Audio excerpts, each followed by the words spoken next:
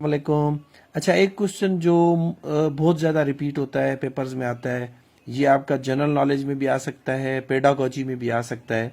तो इसको देख लेते हैं, बड़ा आसान है। वैसे ही आपको बतौर इंसान आपको ये मालूम होना चाहिए, या बतौर टीचर आपको मालूम होना चाहिए कि कौन सी हमारे सेंसेस के थ्रू हम कितना सीखते हैं। जैसे आपसे कोई पूछे कि भाई आप सेंस ऑफ साइट या सेंस ऑफ सीइंग के थ्रू कितने परसेंट सीखते हैं, यानी कि देखने की जो हमारी हिस्सा है उसके थ्रू हम कितने परसेंट नॉलेज हासिल कर सकते हैं, और सुनने की जो हमारी हिस्से है उसके थ्रू कितने परसेंट नॉलेज हासिल करते हैं, टच करने की जो सेंस है, स्मेल करने की और टेस्ट करने की। तो इसको देख लेते हैं।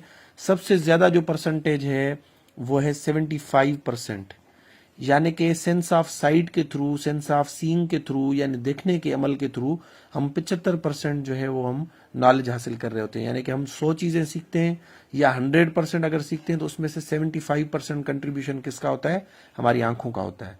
यानी देखने के अमल के थ्रू, विजुलाइज करने के थ्रू हम सीख रहे होते हैं। उसके बाद आता है लिसनिंग, यानी कि सुनने के अमल के थ्रू। तो सुनने का अमल जो है उसके थ्रू हम 13% सीख रहे होते हैं। यानी कि अगर आप कोई लेक्चर देखते हैं, सिर्फ आप अपनी आंखें बंद कर लें और सिर्फ आप सुनते रहें, तो आपके जो सीखने का जो अमल है उसके 75% जो है वो आपका रिड्यूस हो जाएगा। ठीक है, बाकी 25% बचेगा, वो इन 4 सेंसेस पे डिपेंड करेगा। अब आते हैं लिसनिंग। अगर आप देख रहे हो, सिर्फ अपने कान बंद कर दें, तो आपकी जो सीखने की परसेंटेज है वो 13% तक गिर जाएगी।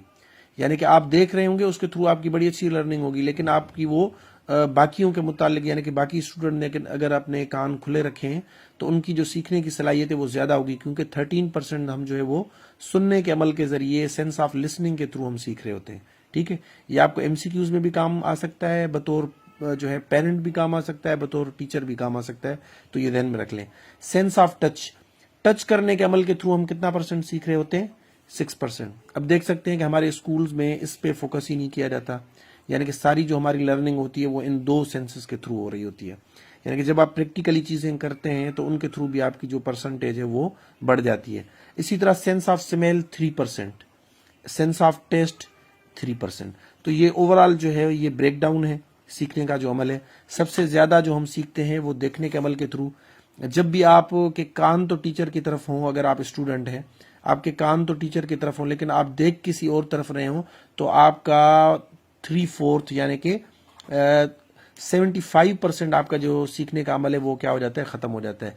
लिहाजा जब आप क्लासरूम पे बैठे हैं तो आपके जो है कान और आपकी आंखें वो बोर्ड की तरफ होनी चाहिए, टीचर की तरफ होनी चाहिए।